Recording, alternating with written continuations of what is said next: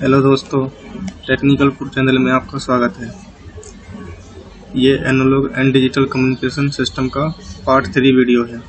इसमें हम 25 क्वेश्चन को कवर करेंगे। ये क्वेश्चन हमने आपसे पिछली वीडियो यानी पार्ट 2 में आप पूछा था। सुपर हेटेरोडाइन रिसीवर को फ्रीक्वेंसी कन्वर्जन के लिए अलग सर्किट की आवश्यकता होती है। ऑप्शन ए सही है, ऑप्शन बी गलत है। उसका एक्सप्लेनेशन देख लेते हैं पहले। सुपर हेटेरोडाइन रिसीवर में आने वाला आरएफ सिग्नल को लो फ्रिक्वेंसी सिग्नल में बदलने के लिए एक मिक्सर का उपयोग करके लोकल ऑसिलेटर से पैदा होने वाले सिग्नल फ्रिक्वेंसी के साथ आने वाली सिग्नल फ्रिक्वेंसी को मिलाता है, जिसे आसानी से प्रोसेस किया जा सकता है।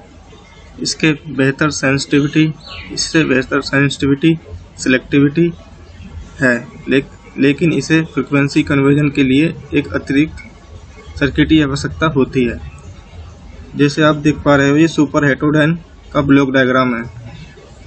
इसमें एरियल से सीधा आरएफ एम्पलीफायर पर दिखाया गया है, लेकिन यहाँ पर कोई ट्यूनिंग सर्किट नहीं है, इसलिए यहाँ पर एक फ्रीक्वेंसी कन्वर्जन सर्किट प्रयोग किया जाता है। एक अतिरिक्त फ्रीक्वेंसी कन्वर्जन सर्किट प्रयोग किया जाता है।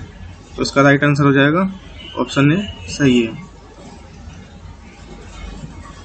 क्वेश्चन नंबर 51, फैक्सिमाइल कम्युनिकेशन सिस्टम का उपयोग कहाँ किया जाता है? ऑप्शन ए वीडियो को भेजने के लिए, ऑप्शन बी फोटोग्राफ को भेजने के लिए, वीडियो और फोटो दोनों को भेजने के लिए, ऑप्शन डी इनमें से कोई नहीं। तो फैक्सिमाइल पहले क्या होता है वो समझ लेते हैं। फैक्सिमाइल को शॉर्ट में फैक्स कहते हैं। जब फैक्स कहते हैं, फैक्स मैसेज के ट्रांसमिशन के लिए एक इलेक्ट्रॉनिक डिवाइस है। फैक्स मशीन विजुअल मटेरियल जैसे फोटोग्राफ, डायग्राम, चार्ट और राइटिंग मटेरियल के साथ आर्ट वर्क को ट्रांसमिटिंग करने के लिए बहुत उपयोगी है। ये आप देख पा रहे हो, ये एक फैक्स मशीन है। इसमें आप प्रिंट आउट भी निकाल सकते हो, कॉल भी कर सकते हो, दोनों ऑप्शन इसमें मिलते हैं। तो अपने बढ़ते रहे ऑप्शन की तरफ। तो इसका राइट आंसर हो जाएगा वीडियो को भेजने के लिए, वीडियो तो नहीं भेज सकते, फोटोग्राफ को भेजने के लिए। तो इसका राइट आंसर हो जाएगा ऑप्शन बी फोटोग्राफ को भेजने के लिए। अगला क्वेश्चन देख लेते हैं। Question number 52, full form of radar is. तो रडार की फुल फॉर्म तो आपको पता होनी चाहिए, ये बहुत ही कॉमन क्वेश्चन है। Option A radio detection and ranging, option B radio direction and ranging, option C radio active direction and ranging, option D none of these. उसका राइट आंसर हो जाएगा option A radio detection and ranging. अभी full form बनी कैसे वो देख लेते हैं। रेडियो का आर और ए लिया गया है, डिटेक्शन का डी लिया गया है, एंड का ए और रेंजिंग का आर। अगला क्वेश्चन देख लेते हैं। क्वेश्चन नंबर 52, रडार सिस्टम में रिफ्लेक्शन के बाद वापस आने वाली पल्सेस कहलाती हैं। वापस आने वाली पल्सेस क्या कहलाती हैं? Option A beep, option A beep, option B echo, option C pulses, option D इनमें से कोई नहीं। तो उसका एक्सप्लेनेशन देखते हैं पहले। ये एक ट्रांसमीटर दे रखा है। ट्रांसमीटर से आपका टारगेट पर फ्रिक्वेंसी जा रही है, टारगेट से टकराकर रिफ्लेक्शन होकर आपके रिसीवर पे आ रही है। तो जब ट्रांसमीटर से फ्रिक्वेंसी टारगेट पर जाती है और फिर रिसीवर पे आती है, तो आने वाली फ्रिक्वेंसी कौन सी होती है? Echo frequency. टारगेट से रिसीवर पर आने वाली फ्रिक्वेंसी को इको फ्रिक्वेंसी या इको पल्स कहा जाता है। तो उसका राइट आंसर हो जाएगा ऑप्शन बी इको पल्स कहा जाता है। अगला क्वेश्चन देख लेते हैं। क्वेश्चन नंबर 54, दुश्मन विमानों की पूर्व सूचना देने वाला रडार कहलाता है। पूर्व सूचना देने वाला यानी उसके रेंज में आने से पहले ही सूचना दे दे, वह विमान कौन सा है? ऑप्शन ए सी, वह रडार कौन सा है? Option A C option A GCI, option B IFF, option C DEW, option D RB। इसका एक्सप्लेनेशन देखते हैं। DEW रडार, इसकी फुल फॉर्म होती है डिस्टेंस अर्ली वार्निंग। जैसे कि आप नाम से ही समझ पा रहे हो, डिस्टेंट अर्ली वार्निंग लाइन, जिसे DEW लाइन या अर्ली वार्निंग लाइन के रूप नाम से भी जाना जाता है। किसी भी समुद्र और भूमि पर आक्रमण की प्रारंभिक चेतावनी प्रदान करता है। ये आप फिगर में देख पा रहे हो, यह एक DEW रडार है। ये रेंज में आने से पहले ही विमान को डिटेक्ट कर लेता है। बाकी ये GCI, IFF ये भी रडार के प्रकार हैं, RB, और ये रेंज में आने के बाद बताते हैं कि आपके क्षेत्र में एक विमान आ गया है। लेकिन DEW पहले ही बता देता है, रेंज में आने से पहले ही। उसका राइट आंसर हो जाएगा DEW। अगला क्वेश्चन देख लेते हैं। Question number 55। किसी रडार की वह डिस्प्ले सिस्टम जो किसी टारगेट की दिशा एवं दूरी दर्शाता है कहलाता है। Option A PSI, option B PPI, option C screen, option D जियोनोमीटर।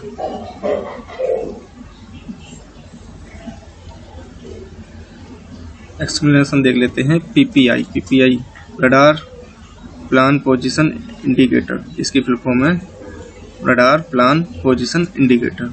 ये आप फिगर देख पा रहे हो, एक रडार PPI इंडिकेटर है। क्वेश्चन पूछा गया था डिस्प्ले सिस्टम जो टारगेट की दिशा दर्शाता है, उसमें दिशा भी पता लग जाती है, किस दिशा में है और कितने डिस्टेंस पर है। तो इसका राइट आंसर हो जाएगा PPI,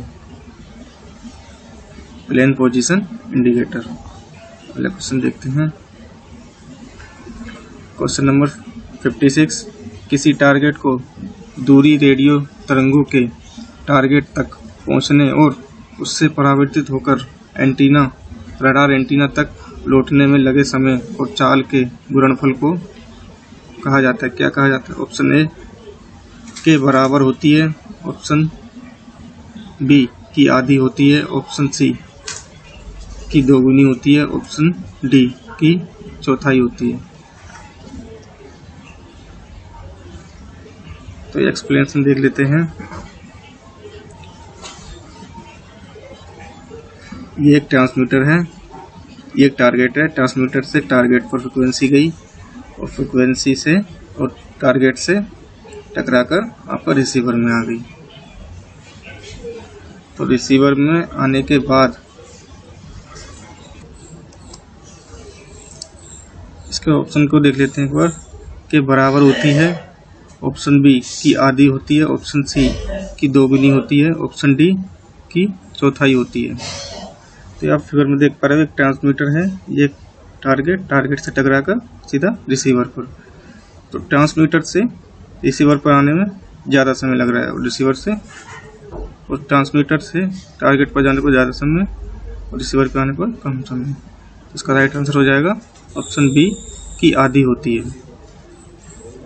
अगला क्वेश्चन देख लेते हैं। किस फ्रिक्वेंसी रेंज तक रेडियो फ्रिक्वेंसी आयनमंडल से परिवर्तित हो सकती है? Option A 30 kilohertz, option B 30 megahertz, option C 30 gigahertz, option D none of these. Explanation देख लेते हैं इसका। आयनोस्फीयर क्या होता है? आयनोस्फीयर पृथ्वी से 80 से 600 किलोमीटर या 90 से 1000 किलोमीटर के बीच पृथ्वी के ऊपरी वायुमंडल आयनोस्फीयर कहलाता है। स्काई वेव क्या होती है वो देख लेते हैं। स्काई वेव को आयनोस्फीयर वेव या शॉर्ट वेव भी कहते हैं। स्काई वेव प्रसारण को स्किप के रूप से भी जाना जाता है। प्रसार को स्किप के रूप से भी जाना जाता है। इसकी फ्रिक्वेंसी रेंज 3 से 30 मेगाहर्ट्ज तक होती है। 30 मेगाहर्ट्ज फ्रिक्वेंसी क्रिटिकल फ्रिक्वेंसी कहलाती है। तो आयनोस्फीयर से कौन सी परावर्तित होती है आपकी? Sky wave. Sky wave ionosphere से रिफ्लेक्टेड होकर सीधा ग्राउंड पे आती है। तो इसकी रेंज क्या होती है? Option B 30 megahertz. अगला क्वेश्चन देख लेते हैं 58। जो रेडियो तरंगे आयन मंडल से परावर्तित नहीं हो पाती और सीधे ही स्पेस में चली जाती हैं, वे क्या कहलाती हैं? Option A sky wave, option B direct wave, option C ground wave, option D इनमें से कोई नहीं। एक्सप्लेनेशन देख लेते हैं। डायरेक्ट वेव को स्पेस वेव भी कहते हैं। डायरेक्ट वेव में रेडियो वेव को ट्रांसमीटर से रिसीवर तक स्पेस के माध्यम से सीधे आयनोस्फीयर द्वारा परावर्तित किए बिना प्रसारित किया जाता है। इसे लाइन ऑफ साइट वेव या स्पेस वेव भी कहा जाता है। इसमें 30 मेगाहर्ट्ज से 3000 मेगाहर्ट्ज इसकी फ्रिक्वेंसी रेंज है। UHF बैंड और माइक्रोवेव फ्रिक्वेंसी का प्रयोग किया जाता है। तो आप फिगर में देख पा रहे हो, ये वेव सीधा ही स्पेस में जा रही है एंटीना से। इसका राइट आंसर हो जाएगा डायरेक्ट वेव, ऑप्शन बी। अगला क्वेश्चन देख लेते हैं। Question number 59। स्टोरेज, एम्पलीफायर और पुनः प्रसारण व्यवस्था कहलाती है। स्टोरेज और एम्पलीफायर फिर पुनः प्रसारण व्यवस्था क्या कहलाती है? Transmitter, option A, option B trans receiver, option C transponder, option D transformer.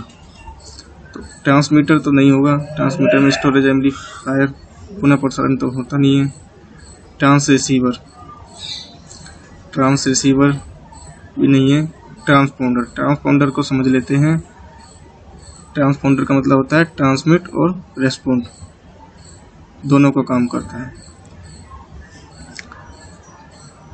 इसमें क्या होता है, इसमें एक एंटीना से इसमें एक सिंगल रिसीव होता है और सिंगल रिसीव होने के बाद दूसरे एंटीना से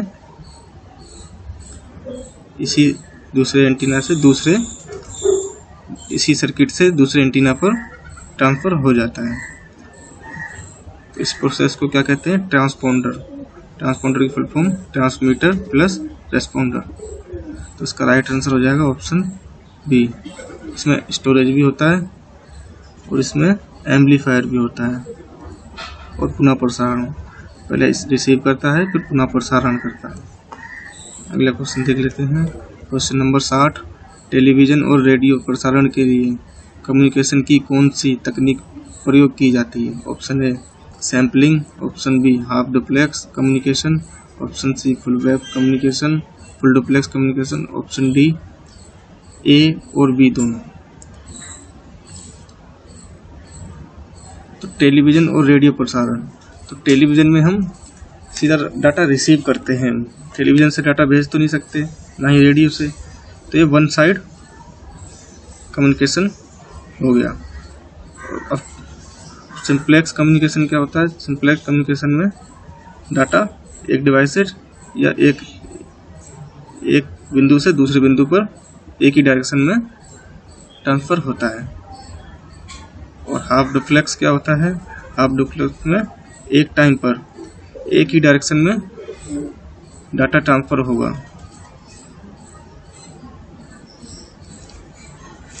और फुल डुप्लेक्स में दोनों डायरेक्शन में एक ही समय में दोनों डायरेक्शन में डाटा ट्रांसफर किया जा सकता है। तो टेलीविज़न किस में है?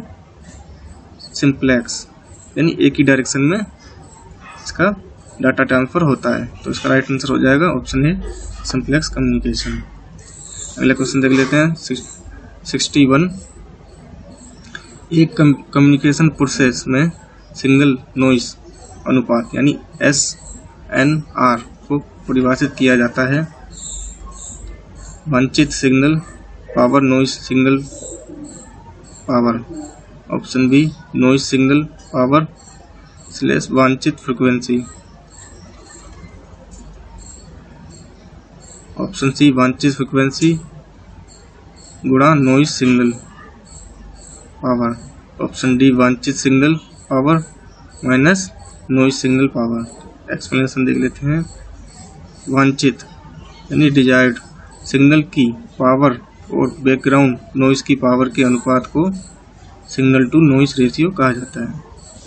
SNR की फुल फॉर्म है सिग्नल टू नॉइस रेशियो कहा जाता है। इसकी यूनिट dB है। 0 dB से अधिक या 1:1 से अधिक का अनुपात नॉइस से अधिक सिग्नल को दर्शाता है। SNR का मान हाई होना चाहिए। तो इसका फॉर्मूला है SNR का power of signal power of noise upon में पावर ऑफ नॉइस। तो इसका राइट आंसर हो जाएगा ऑप्शन सी, वांछित सिग्नल पावर, ऑप्शन ए वांछित सिग्नल पावर अपॉन में noise signal power. Option A right answer. अगला क्वेश्चन देख लेते हैं। Question number 62। एनालॉग कम्युनिकेशन की तुलना में डिजिटल कम्युनिकेशन का व्यापक रूप से प्रयोग किए जाने के पीछे का कारण क्या है? Option A high immunity, option B simple error selection and trouble shooting, option C costly communication, option D A और बी दोनों। तो डिजिटल कम्युनिकेशन हाई इम्यूनिटी भी रखता है, सिंपल एरर और सिलेक्शन और ट्रबल शूटिंग भी आसान होती है इसकी। कॉस्टली नहीं होता, ये एनालॉग सिस्टम कम्युनिकेशन से सस्ता होता है। तो इसका राइट आंसर हो जाएगा ऑप्शन डी ए और बी दोनों। एनालॉग और डिजिटल कम्युनिकेशन में ज़्यादा अंतर के लिए आप ये सब देख सकते हैं। अगला क्वेश्चन देखते हैं। Question number 63।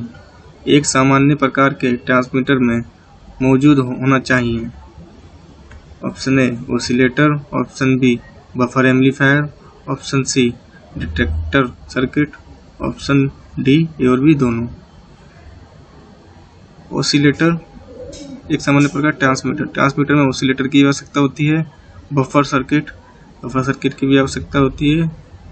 और डिटेक्टर सर्किट का उपयोग रिसीवर सर्किट में होता है, ना कि ट्रांसमीटर सर्किट में। तो इसको तो हटा ही दो, ऑप्शन सी को।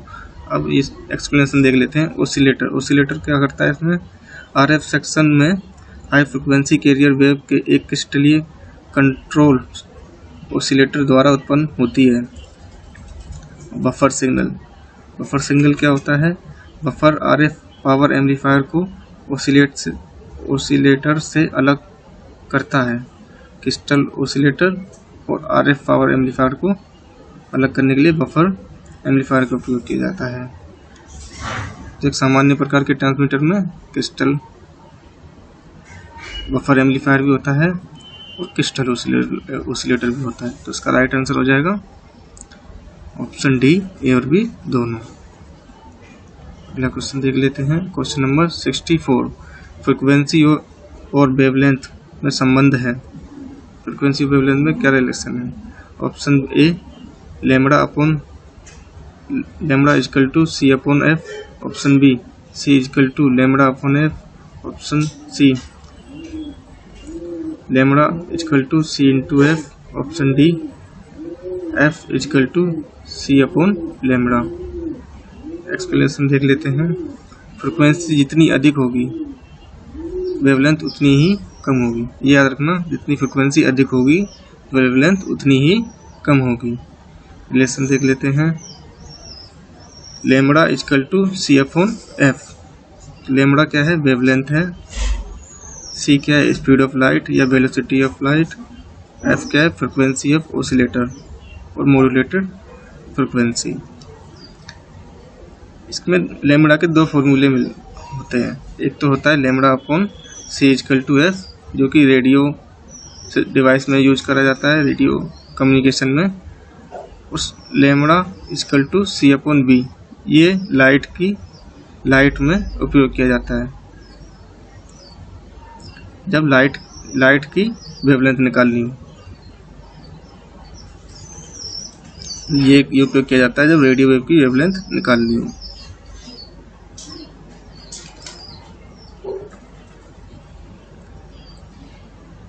तो इसका राइट आंसर हो जाएगा lambda equal to CF/F। Option A correct answer. अगला क्वेश्चन देख लेते हैं। Question number 65। एक ट्रांसमिटिंग रेडियो 560 किलोहर्ट्ज पर प्रोग्राम ट्रांसमिट कर रहा है। इसकी रेडियो वेव की वेवलेंथ क्या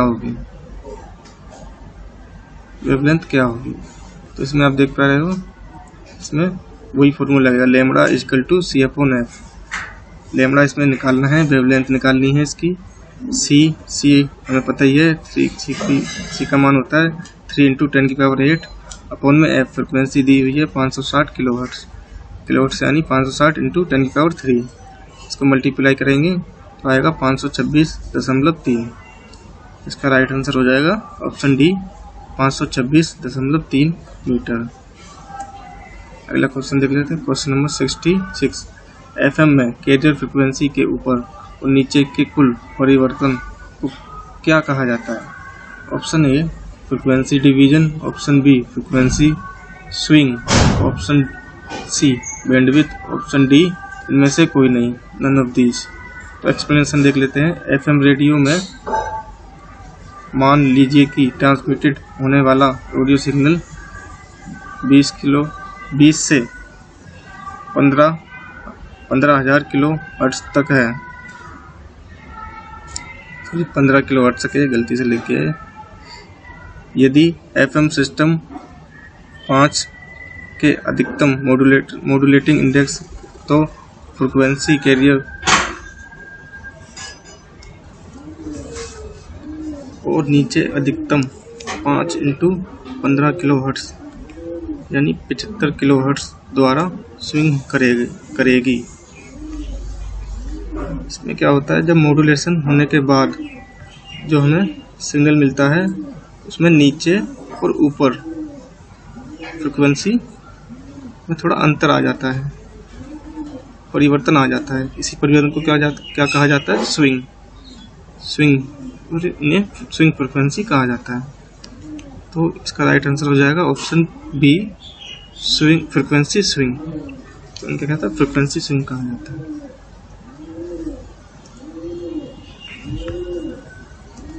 अगला क्वेश्चन देख लेते हैं। क्वेश्चन नंबर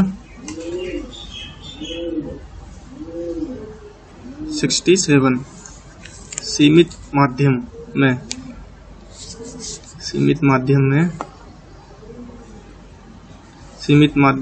में निम्न में से कौन सा माध्यम नहीं आता? सीमित माध्यम यानी बाउंडेड मीडियम। बाउंडेड मीडियम क्या होता है वो समझ लेते हैं। पहले एक्सप्लेनेशन देखते हैं। कम्युनिकेशन के दो माध्यम होते हैं, दो मीडियम होते हैं। पहला होता है बाउंडेड मीडियम यानी सीमित माध्यम, दूसरा होता है अनबाउंडेड मीडियम यानी असीमित माध्यम। सीमित माध्यम में क्या होता है, इस माध्यम में optical fibre cable, twisted pair cable और कोक्सियल केबल का यूज किया जाता है। असीमित यानी अनबाउंडेड माध्यम में रेडियो वेव और माइक्रोवेव और कम्युनिकेशन सैटेलाइट का उपयोग किया जाता है। तो उसमें पूछा गया है बाउंडेड माध्यम में निम्न में से कौन सा माध्यम नहीं आता? तो कौन सा आता है बाउंडेड में? ऑप्टिकल आता है, ट्विस्टेड पेयर आती है, रेडियो वेव नहीं आती। रेडियो वेव किसमें आती है? अनबाउंडेड। तो इसका राइट आंसर हो जाएगा ऑप्शन डी, ए और बी दोनों। अगला क्वेश्चन देखते हैं। Question number 68।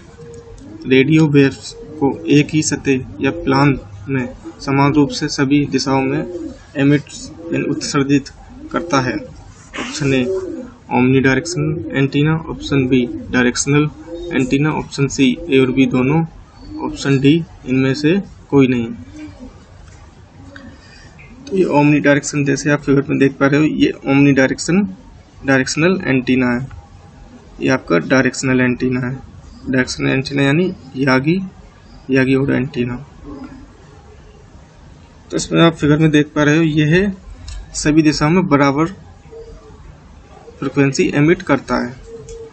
और जो डायरेक्शनल एंटीना होता है, ये वन टाइम पर एक ही डायरेक्शन में फ्रिक्वेंसी एमिट करता है। तो इसका राइट आंसर हो जाएगा omni directional antenna, option A. अगला क्वेश्चन देखते हैं, क्वेश्चन नंबर 69। माइक्रोवेव बैंड में कम्युनिकेशन क्षेत्र का विस्तार करने के लिए प्रयुक्त तकनीक है। कौन सी तकनीक प्रयोग की जाती है कम्युनिकेशन बैंड में कम्युनिकेशन क्षेत्र को बढ़ाने के लिए? कम्युनिकेशन क्षेत्र को बढ़ाने, ऑप्शन ए भू उपग्रह कम्युनिकेशन, ऑप्शन बी पहाड़ की चोटी पर स्थित ऊंचे transmit antenna, option C microlink, option D ये सभी। ये माइक्रोलिंक, माइक्रोलिंक पहले समझ लेते हैं क्या है माइक्रोलिंक। माइक्रोलिंक क्या होता है? माइक्रोवेव बैंड कम्युनिकेशन, पहले समझ लेते हैं माइक्रोवेव कम्युनिकेशन क्या होता है। माइक्रोवेव बैंड कम्युनिकेशन, माइक्रोवेव में डायरेक्ट वेव यूज करी जाती है। कौन सी वेव यूज करी जाती है? Direct wave. डायरेक्ट वेव कौन सी होती है? जो एंटीना से सीधा स्पेस में ट्रांसमिट होती है। तो डायरेक्ट वेव में रेडियो वेव को ट्रांसमिटर से रिसीवर तक स्पेस के माध्यम से सीधा आयनोस्फीयर द्वारा प्रभावित किए बिना प्रसारित किया जाता है। इसे लाइन ऑफ साइड वेव या स्पेस वेव भी कहा जाता है। इसकी रेंज कितनी होती है? 30 मेगाहर्ट्ज से 3000 मेगाहर्ट्ज। इन्हें माइक्रोवेव भी कहा जाता है। तो माइक्रोवेव लिंक में क्या होता है? जो डायरेक्ट वेव होती है वह कई स्थानों पर नहीं पहुंच पाती, तो उसके लिए क्या किया जाता है? एक ट्रांसमिट एंटीना होता है।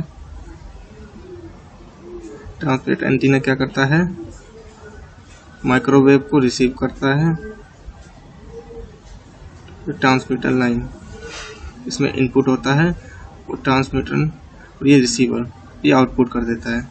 ये दोबारा ही रिसीवर आउटपुट कर देता है फ्रिक्वेंसी को और उन स्थानों पर पहुंचा देता है जहां पर फ्रिक्वेंसी नहीं पहुंच पा रही। तो इससे क्या होता है? कम्युनिकेशन का रेंज बढ़ जाता है। तो इसका राइट आंसर हो जाएगा,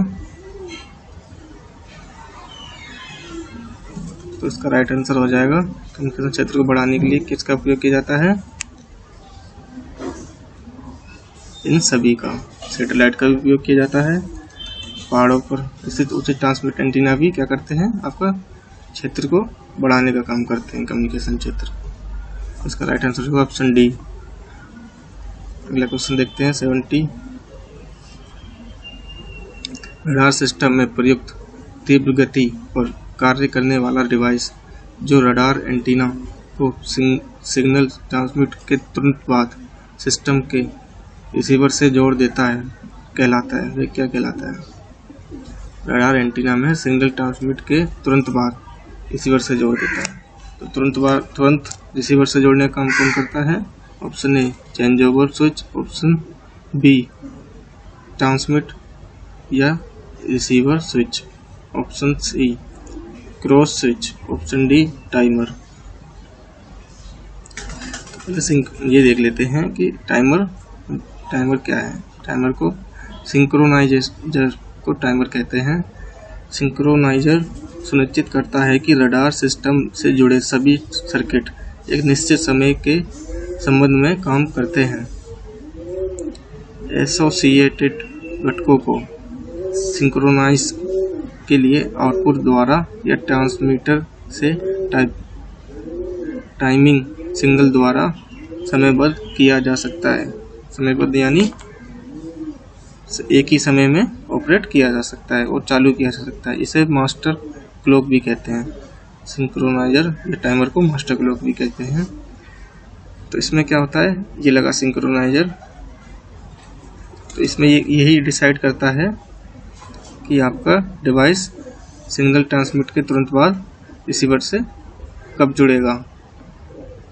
तो ये कौन डिसाइड करता है? टाइमर। तो इसका राइट आंसर हो जाएगा ऑप्शन डी टाइमर या सिंक्रोनाइजर। अगला क्वेश्चन देखते हैं। नोट, ये कुछ इंपोर्टेंट नोट है, इनको समझ लेते हैं। Modulating signal.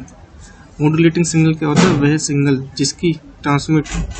जिसे ट्रांसमिट करना है अथवा मॉड्यूलेशन से पहले वाला सिग्नल मॉड्यूलेटिंग सिग्नल कहलाता है। मॉड्यूलेटेड सिग्नल कौन सा होता है? वह सिग्नल जिसका मॉड्यूलेशन हो चुका है और अथवा मॉड्यूलेशन के बाद वाला सिग्नल मॉड्यूलेटर सिग्नल कहलाता है। और मॉड्यूलेशन इंडेक्स को मॉड्यूलेशन फैक्टर भी कहते हैं। FM ब्रॉडकास्ट फ्रिक्वेंसी, तो इनमें कंफ्यूजन होती है कि FM ब्रॉडकास्ट और FM रेडियो ये दोनों अलग अलग हैं। अगर FM ब्रॉडकास्ट पूछ लिया जाए तो उसकी रेंज कितनी होती है, 30 मेगाहर्ट्ज से 300 मेगाहर्ट्ज, और FM रेडियो की 88.5 से मेगाहर्ट्ज से 108.5 मेगाहर्ट्ज। क्वेश्चन नंबर 71, निम्न AM ट्रांसमिट के खंड में चित्र में A इंकित करता है। जो A है ये क्या इंकित कर रहा है यहाँ पे, buffer amplifier, option B frequency multiplier, option C driver amplifier, option D none of these. तो ये फिगर में आप देख पा रहे हो एक क्रिस्टल ऑसिलेटर के बाद बफर एम्पलीफायर, बफर एम्पलीफायर के बाद RF power amplifier. Buffer amplifier क्या करता है, क्रिस्टल ऑसिलेटर और RF एम्पलीफायर को अलग करने का काम बफर एम्पलीफायर होता है। तो इसका राइट आंसर हो जाएगा ऑप्शन ए buffer amplifier.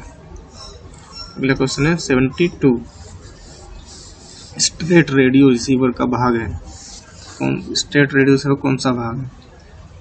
State radio receiver इधर रखा है आपका। Option A select circuit, option B RF amplifier, option D detector, option D ये सभी। तो इसमें आप देख पा रहे हो सिलेक्टर सर्किट ये लगा, RF फिल्टर। सिलेक्टर यानी फ्रिक्वेंसी से आने वाली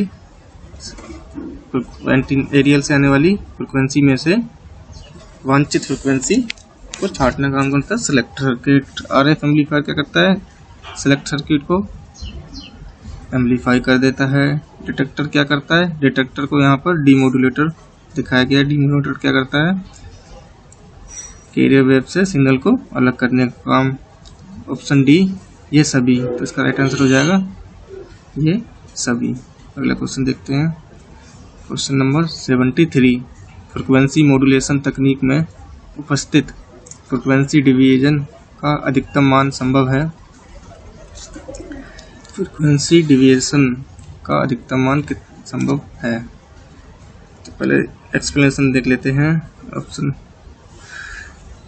FM वेव के लिए 75 किलोहर्ट्ज का फ्रिक्वेंसी डिवीएशन AM वेव के 100% मॉड्यूलेशन के तुल्य माना जाता है। यानी अगर मॉड्यूलेशन 100% है तो आपका फ्रिक्वेंसी डिवीजन 75 किलोहर्ट्ज होगा, किसमें FM में। अतः फ्रिक्वेंसी डिवीएशन का मान 75 किलोहर्ट्ज से अधिक नहीं होना चाहिए, वरना ओवर मॉड्यूलेशन हो जाएगा। ऑप्शन देख लेते हैं। Option A 150 kilohertz, option B 75 kilohertz, option D 300 kilohertz, option D 100 kilohertz. तो इसका राइट आंसर क्या है, ऑप्शन बी 75 किलोहर्ट्ज। अगला क्वेश्चन देखते हैं, क्वेश्चन नंबर 74, AM के मॉड्यूलेशन इंडेक्स का मान है। मॉड्यूलेशन इंडेक्स कर लो, ये मॉड्यूलेशन फैक्टर। ऑप्शन ए एकांक यानी unit, option B 0, option C एकांक या 0, ऑप्शन डी इनमें से कोई नहीं। तो एक्सप्लेनेशन देखते हैं इसका। मॉड्यूलेशन इंडेक्स का फॉर्मूला क्या होता है, M अपॉन में A। ए क्या होता है, कैरियर वेव का एम्पलीट्यूड। M क्या होता है, मॉड्यूलेशन एम्पलीट्यूड। और RF एम्पलीट्यूड से मैं इसके अनमॉड्यूलेटेड मान से पीक परिवर्तन। 1 का मॉड्यूलेशन इंडेक्स मॉड्यूलेशन का अधिकतम स्तर है। 1 क्या है, अधिकतम स्तर है, जिसे सामान्य रूप से लागू किया जा सकता है और तब होता है जब एनवेलप 1 के फैक्टर से बढ़ता है, यानी स्थिर अवस्था मान से 2 गुना और शून्य हो जाता है। इसमें 1 भी हो रहा है और शून्य भी हो रहा है। तो इसका राइट आंसर क्या हो जाएगा, सिंगल और 0, ऑप्शन सी। अगला क्वेश्चन देख लेते हैं, question number 75, delay AVC circuit के लिए आवश्यक न्यूनतम कितने डायोड प्रयोग किए जाते हैं, न्यूनतम minimum. Option A 1 diode, option B 2 diode, option C 3 diode, option D 4 diode. तो ये आप ABC का सर्किट डायग्राम देख पा रहे हो। इसमें एक डायोड तो डिटेक्टर डायोड लगा हुआ है, डिटेक्टर डायोड लगा हुआ है, और एक लगा हुआ है AGC डायोड। तो इसमें मिनिमम कितने 2 डायोड की आवश्यकता होती है। तो इसका राइट आंसर हो जाएगा option 2 diode, option B 2 diode. इस क्वेश्चन का आंसर आपको वीडियो के कमेंट बॉक्स में देना है, या आप टेलीग्राम चैनल पर भी इसका आंसर बता सकते हो। परंपरागत रेडियो कम्युनिकेशन सिस्टम में साउंड ब्रॉडकास्टिंग के लिए कौन सा मॉड्यूलेशन प्रयोग किया जाता है? साउंड ब्रॉडकास्टिंग के लिए कौन सा किया जाता है? Option A AM, option B PM, option C FM, option D A और सी दोनों। तो इसका राइट आंसर आपको वीडियो के कमेंट बॉक्स में देना है। वीडियो देखने के लिए आपका बहुत बहुत धन्यवाद। अगर आपको वीडियो अच्छी लगी हो तो वीडियो को लाइक करें, चैनल को सब्सक्राइब करें।